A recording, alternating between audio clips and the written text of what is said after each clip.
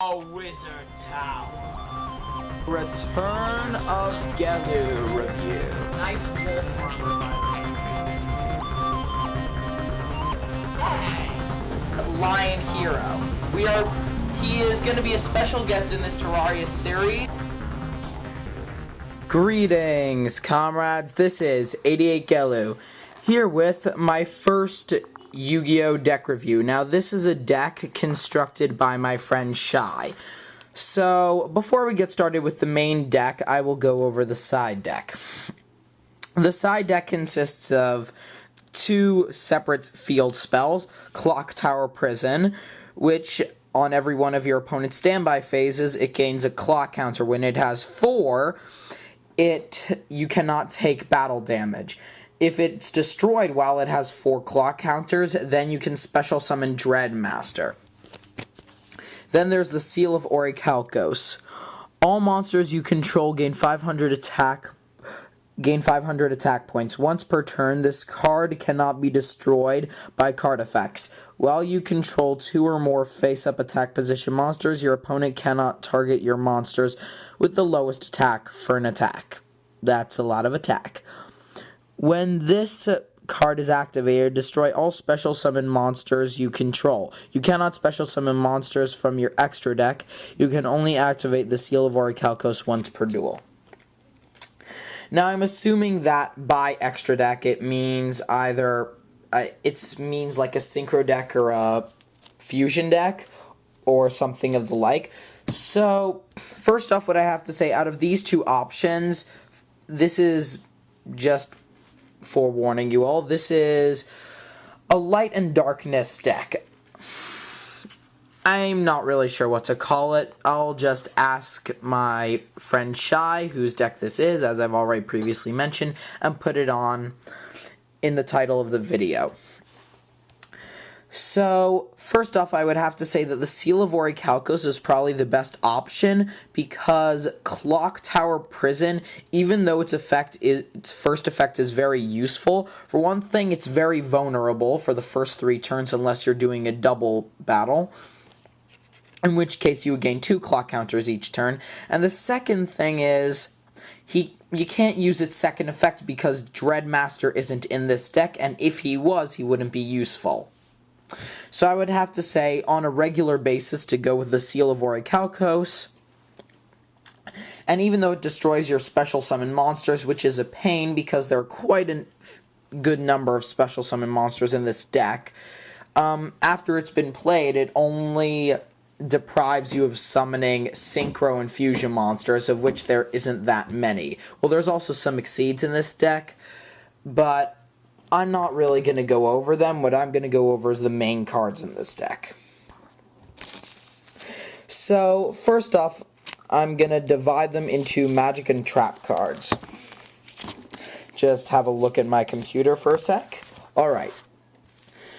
So, first we have the Gravity Axe Grarl. Yeah. The equipped monster gains 500 attack. Monsters your opponent controls cannot change their battle positions. In general, this is just a very good equipped spell, as is a number of the others, like, say, Snatch Steal. Now, Snatch Steal, take control of a monster on your opponent's side of the field. They gain 1,000 life points during the standby phase as long as you control their monster. This is a good card for taking your opponent's monsters, but I would say in general a card maybe more like Brain Control or Change of Heart, except that Change of Heart only lasts for 1 turn, might be better, because giving your opponent numerous amounts of life points isn't the best idea. However, if you're planning to tribute it on the same turn, then there's no risk. Now, the next one, which is a very common equipped spell, is Mage Power, where the equipped creature gains 500 attack and defense for each spell or trap card you control, which is, just in general, a very good card. And then the last equipped spell, I believe, is... oh, no, never mind, we have 2 others. Is United We Stand. Target equipped monster gains 800 attack and defense for each face-up monster you control. This is an exceptionally good equipped spell, especially considering all the special summon monsters in this deck. And then there's the Shooting Starbow Ceal.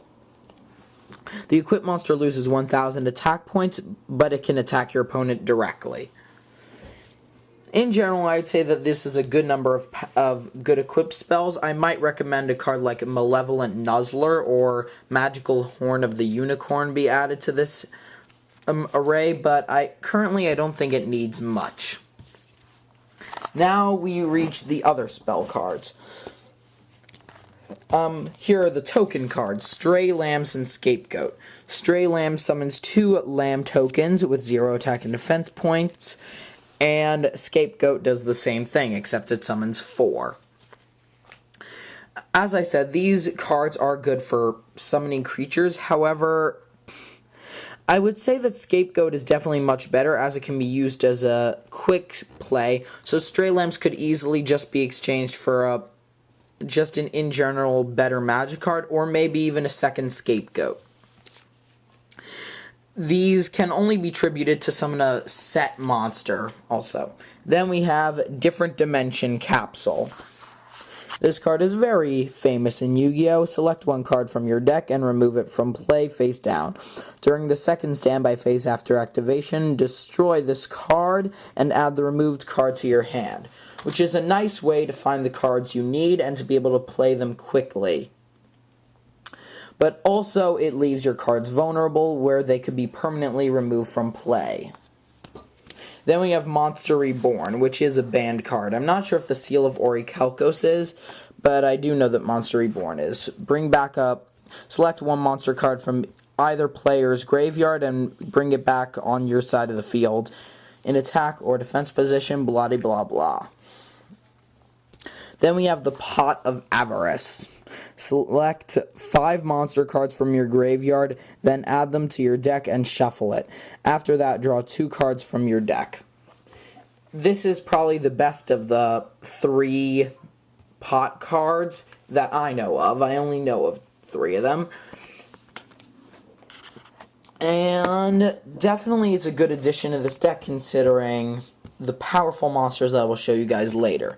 Next up, Mystical Space Typhoon, which is a big obvious to any of you who play a lot of Yu-Gi-Oh!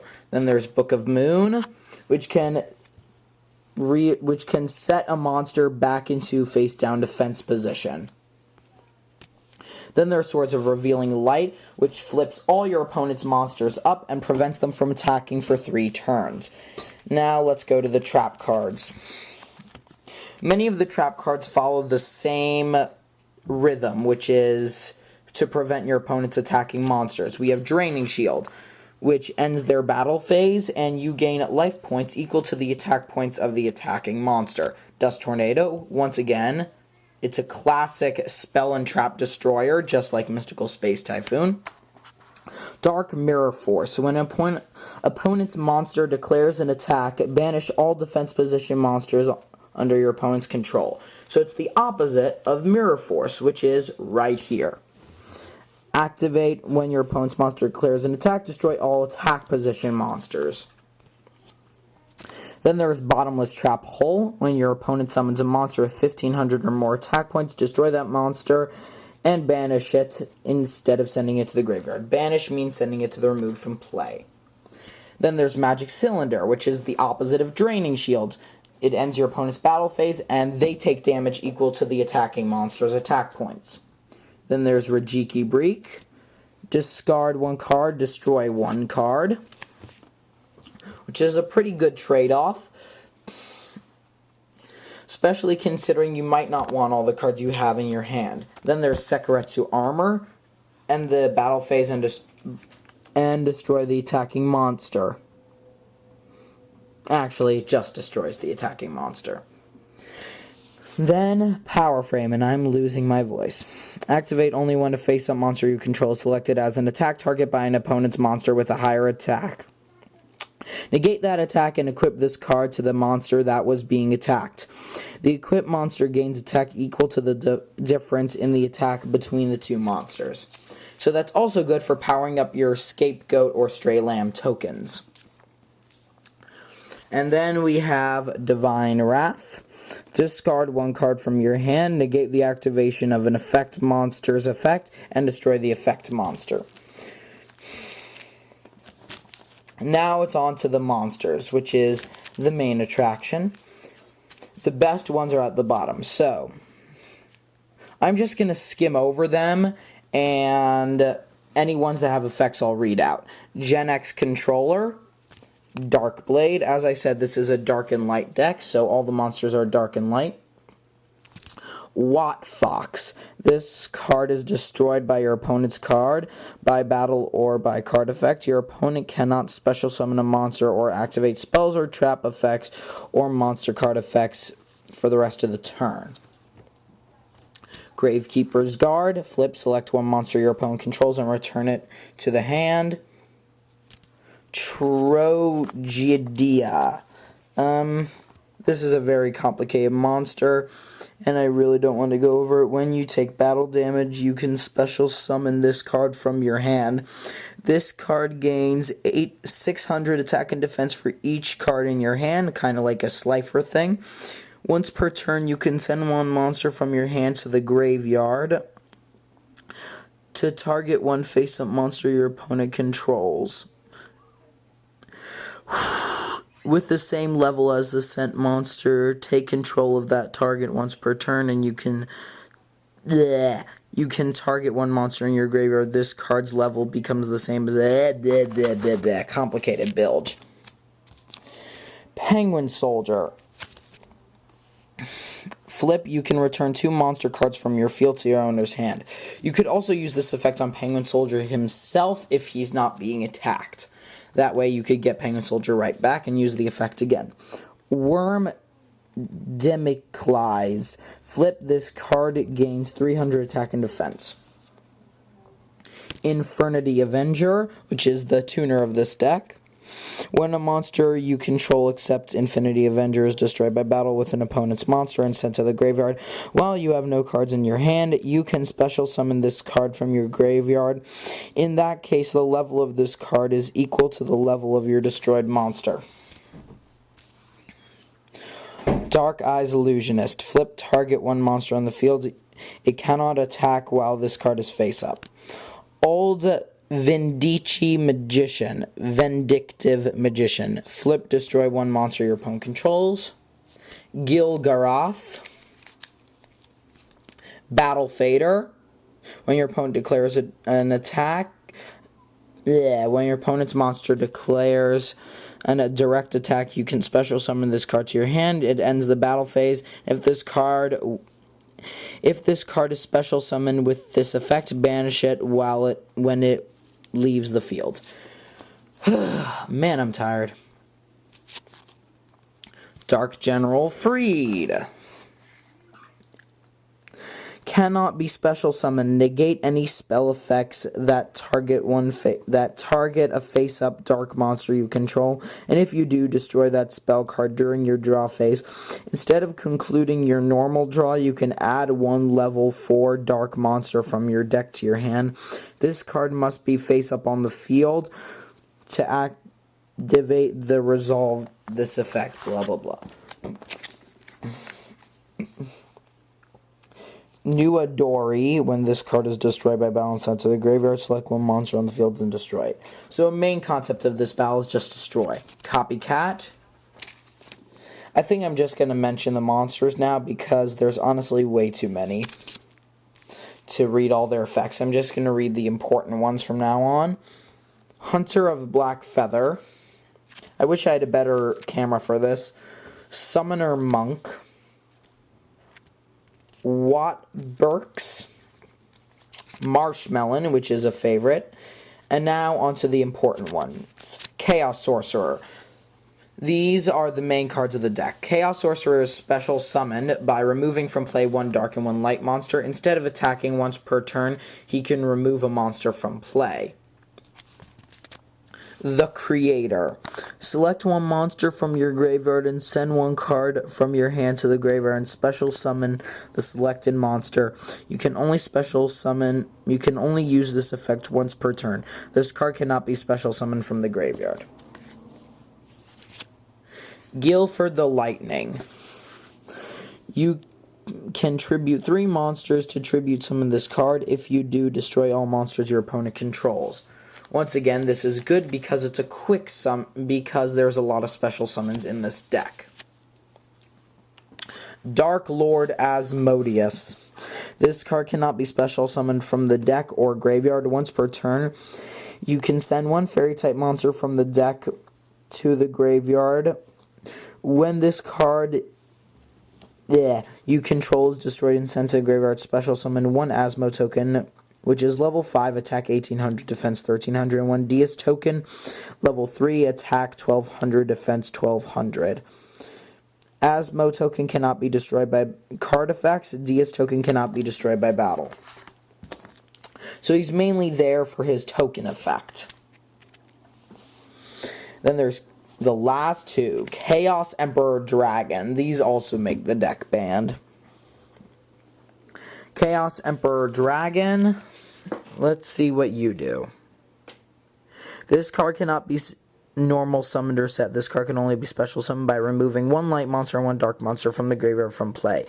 Pay 1,000 of your life points. Send all cards in both players' hands and on the field to the graveyard. Inflict 300 points of damage to your opponent's life points for each card that is sent to the graveyard this way. That is an incredibly strong ability. And then we have Blackluster Soldier, Envoy of the Beginning. This card cannot be, same thing. Remove 1 light monster and 1 dark monster. Once per turn, during each of your turns, you can select and activate one of the following effects. Select 1 monster on the field and remove it from play. If you activate this effect, this card cannot attack during this turn. If this card destroyed your opponent's monster by battle, it can attack once again in a row. And that is it. So, this is Shai's Yu-Gi-Oh deck. Nope, never mind. I can't tell you what the... Oh, yes I can. Alright, so I'm just going to go over the extra deck. Just by name, we have Red Nova Dragon, Dark End Dragon, Grenosaurus, X-Saber Urbellum, Light End Dragon, number 39 Utopia, and Red Dragon Archfiend, and Stingy Sergeant. All of which I think are pretty good synchros. I'm not sure about the Exceeds. I think the concept of Exceeds is kind of weird and stupid. Except for Red Nova Dragon. Red Nova Dragon does not make sense in this deck because, whatever its name, the Mystic Dragon, I forgot 5Ds, is not in this deck. So, yeah guys, I hope you enjoyed this. If you would like me in the future to just list the cards by name instead of explaining their effects, I'd be happy to do so. Believe me, this is a lot of hard work. But, also tell me if you want me to continue making Yu-Gi-Oh! Deck reviews, because, this is just something else cool that I could introduce to my channel. And please make sure that if you watch this video to give Shai a shout out, because I'm pretty sure that he'd be pretty happy to hear your support. So yeah, guys, thanks again for watching. Goodbye.